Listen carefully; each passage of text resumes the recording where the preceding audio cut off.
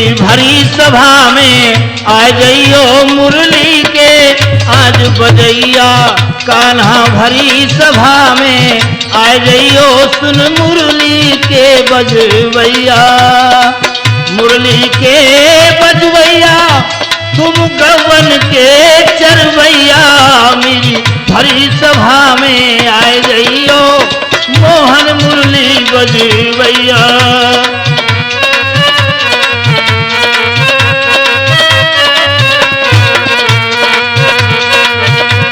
अरे ब्रज के अंदर रास रसाई ब्रज के अंदर रास रसाई हो ब्रज के अंदर रास रसायो लूट लूट दध तेने खायो लूट लूट लूट दध तेने खायो मोहे मोहे मोहे आय के दर्द दिखाए जइयो सुन मुरली के बजवैया लाला के सिट में आए जइयो सुन मुरली के बजवैया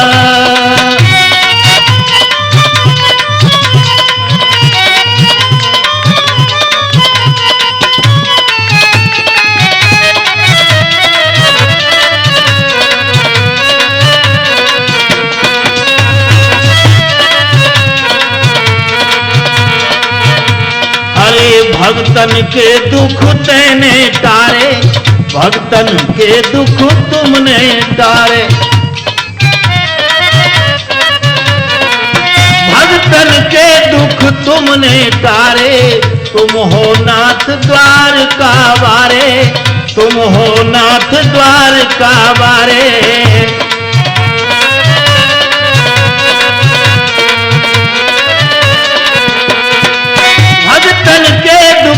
तुमने तारे तुम हो नाथ द्वार का वारे हम तो चरण के दास तुम्हारे मोहे मोहे मोहे आय के ज्ञान बताए जइयो सुन मुरली के बजवैया आज मेरी भरी सभा में आए जइयो सुने मुरली के बजवैया मेरी भरी सभा में आए जइयो सुने मुरली के बजवैया रे लाला के सिट में आए जइयो सुन मुरली के बजवैया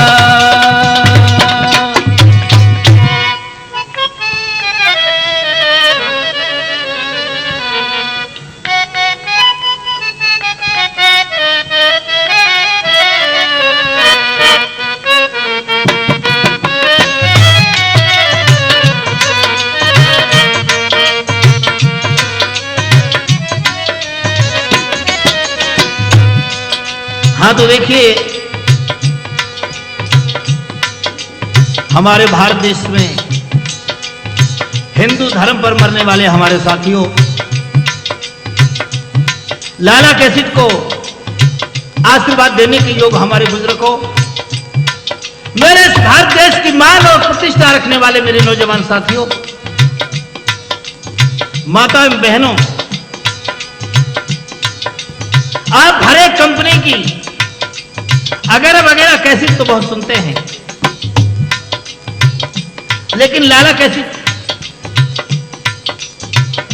आपकी सेवा में आपके हृदय में ज्ञान जगाते हुए श्री रामचरितमानस रामायण का एक प्रसंग आपकी सेवा में भेज रही है जो हमारे भारत देश की क्रांतिवल समय गुजारने वाली माताओं बहनों को बड़े शिक्षित है माता और बहनों को पति धर्म के बारे में जो बताती है वही कैसे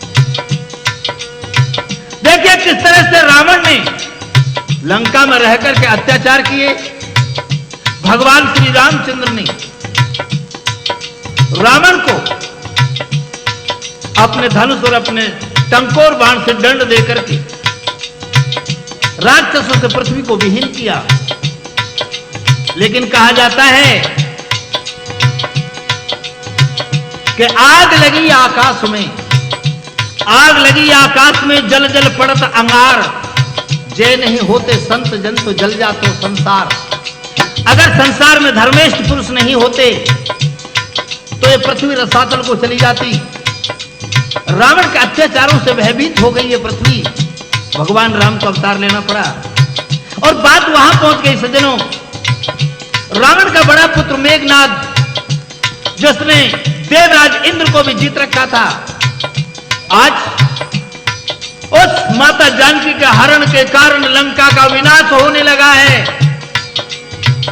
और शेष अवतार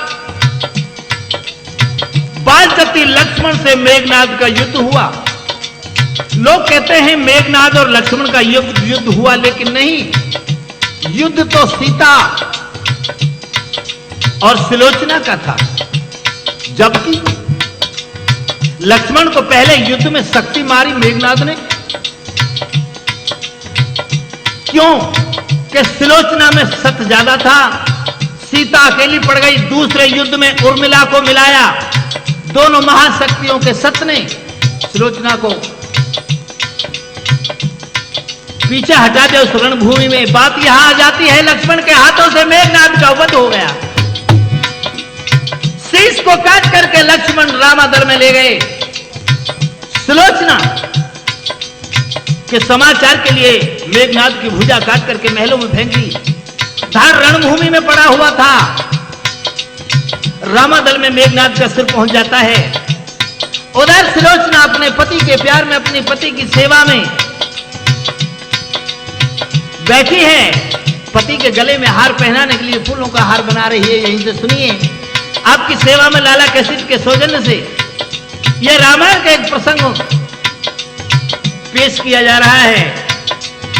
सुलोचना सती, जो हमारे भारत देश की क्रांति वर्ष में गुजारने वाली माता बहनों को शिक्षक है। जरा गौर से सुनेंगे। आपका जाना पहचाना गायक हूं, हरिराम के नाम से जानते हैं। हमारे बहुत मीठी मीठी रिदम बजा रहे हैं भाई नंदन जी। और देखिए, अपने साथियों के साथ में अपने वाद्य की कला दिखा रहे हैं। आपकी सेवा में लाला कैसेट की पेशकश है सुलोचना सती।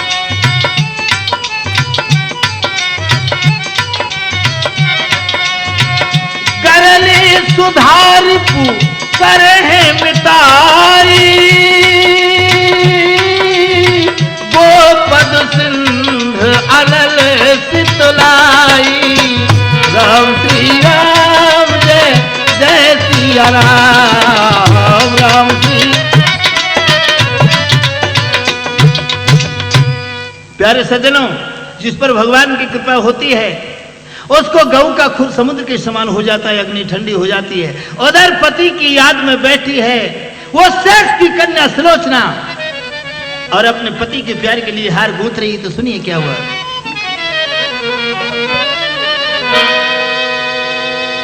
आज सवेरे वह सती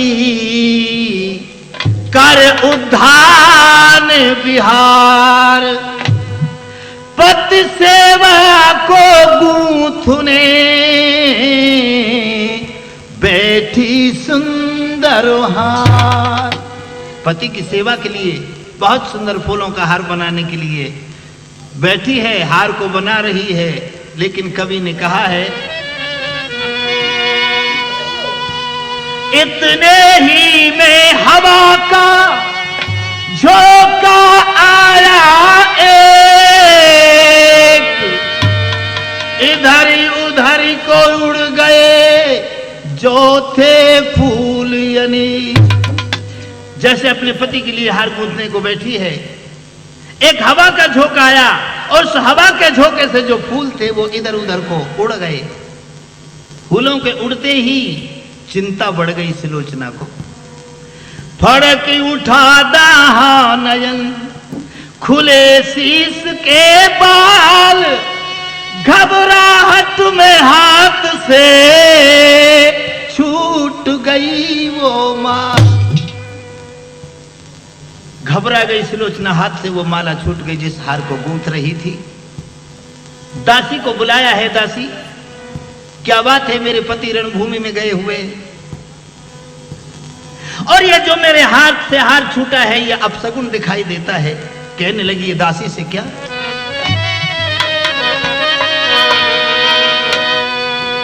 और देखो आज मेरे माथे की जो बिंदिया गिरे बार बार, और मुख पर मोतिन की लरी लरकत है।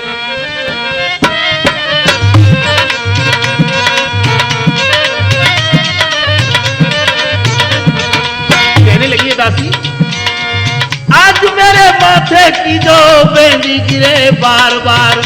अरे दासी, आज मेरे सुहाग की बिंदिया बार बार जमीन पर गिर रही है। मुख पर मोतिन की लरी लरकत है। मेहंदी भी छूट गई, कजलाऊ बह के चलो, अंगिया रोजन की भारी दरकत है।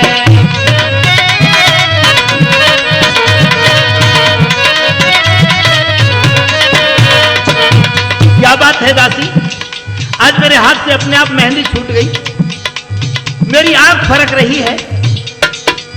हार और हमेल मोहन माला बाजू बंद खूटी, आज मेरा पूरा श्रृंगार खुल करके अपने आप जमीन पर गिर रहा है। दासी, इससे महसूस होता है ये अपशगुन है, खाली नहीं जाएगा। और आज या खुदाई बार बार फरकत है।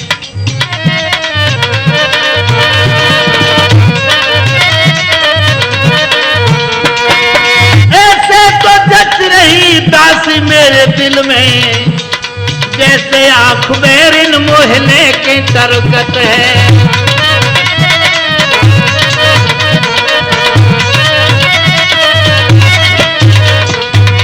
दासी, आज जो मेरे बहुत प्रकार के ये जो अपशगुन हो रहे हैं, इनसे जांच लगती है कि ये जो मेरी आंख फरक रही है। दासी, मैं समझाऊं तो कह तो खैर पति की नहीं मरी देखना मोर। मेरे जो अपशगुन है खाली नहीं जाएंगे। इतनी बात दासी से सुलोचना कर रही थी तो मेरे प्यारे सज्जनों, इतने में ही क्या हुआ, आकाश मार्ग से कटी हुई भुजा आकर के सुलोचना के महल में गिरी। दासी ने जाकर के बताया कि महारानी, एक कटा हुआ हाथ हमारे महल में गिरा हुआ है। खड़ी होकर के सुलोचना चली जाती है, पहचान गई है मेरे पति का हाथ है। देखिए क्या हुआ,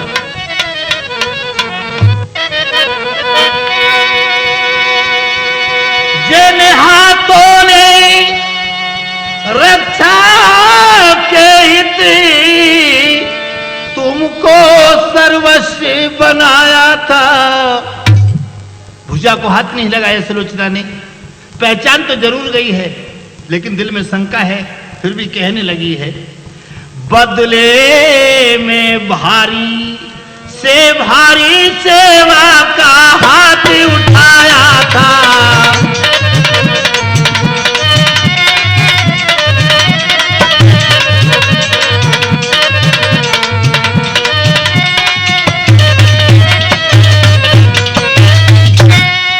कहने लगी महाराज, मेरे पिता ने जब मेरे आपके लिए सौंपा था, मेरा हाथ आपके हाथ में दिया था, मेरे जीवन का भार आपके हाथ में सौंपा था। हे प्राणनाथ, आज ये कटी हुई भुजा रणभूमि से यहां आई है। क्या कहने लगी ये सुलोचना,